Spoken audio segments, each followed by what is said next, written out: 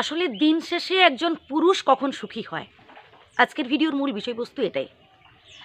একজন পুরুষ সে হাড় ভাঙা খাটুনি খাটছে, তার পরিবারের জন্য কায়িক পরিশ্রম করছে, মাথার ঘাম পায়ে ফেলে সে কঠোর পরিশ্রম করে 2 পয়সা উপার্জন করছে।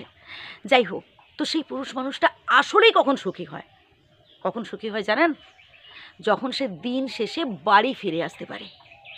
যখন সে দিন শেষে বাড়ি ফিরে এসে দেখতে পায় যে তার প্রিয়তমা, তার স্ত্রী হাসি মুখে তার জন্য অপেক্ষা করছে। যখন সেই পুরুষ মানুষটা বাড়ি ফিরে এসে দেখতে পায় যে তার বৃদ্ধ বাবা মা তার জন্য অপেক্ষা করছে।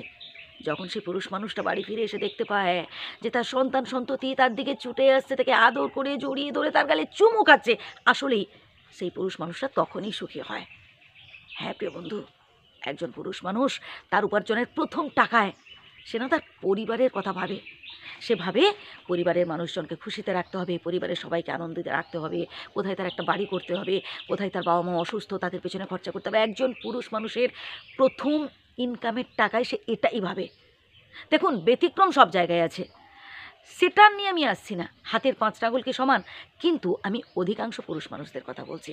হ্যাঁ প্রিয় বন্ধু, তাই শ্রদ্ধা রইল প্রত্যেক পুরুষ মানুষকে, আমার শ্রদ্ধা রইল, প্রণাম রইল।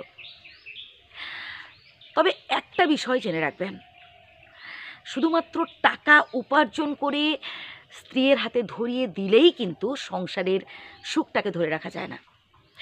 সংসারের সুখটাকে ধরে রাখতে গেলে বা সংসারে সুখ বৃদ্ধি করতে গেলে আপনাকে সংসারের মধ্যে অভাব অনটন এগুলোও দূর করতে হবে। আর সবথেকে বড় অভাবটা কোথায় থাকে জানেন? এই মানুষের মনে। মানসিক শান্তির অভাব হচ্ছে সবথেকে বড় অভাব। সবথেকে বড় অভাব হচ্ছে মানসিক শান্তির অভাব। তাই সবসময় চেষ্টা করবেন অল্পে সন্তুষ্ট হওয়ার। আপনার যতটুকুন আছে, আপনি যতটুকুন উপার্জন করতে পেরেছেন তাতেই খুশি থাকার চেষ্টা করুন। আসলে মানুষের চাওয়া পাওয়ার শেষ থাকে না। মানুষের মনে প্রচণ্ড উচ্চাকাঙ্ক্ষা, প্রচণ্ড আশা ভরসা। এই আশা ভরসা করা ভালো, কিন্তু এই অতিরিক্ত আশা ভরসা করতে গিয়ে পরবর্তীকালে আমাদের সমস্যায় পড়তে হয়। পরবর্তীকালে আমাদের চোখের জল ফেলতে হয় যখন আমরা আমাদের আশাগুলো ফুলফিল করতে পারি না। বুঝলেন?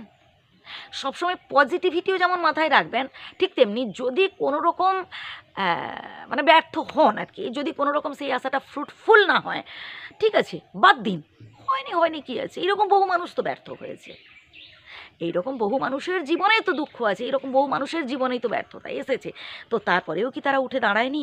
হ্যাঁ প্রিয় বন্ধু, তারপরেও আপনাকে উঠে দাঁড়াতে হবে। এইভাবে নিজেকে কন্ট্রোলে রাখবেন, নিজের মনটাকে শক্তিশালী করে তুলবেন। সব সময় মনে রাখবেন আপনি একাই 100।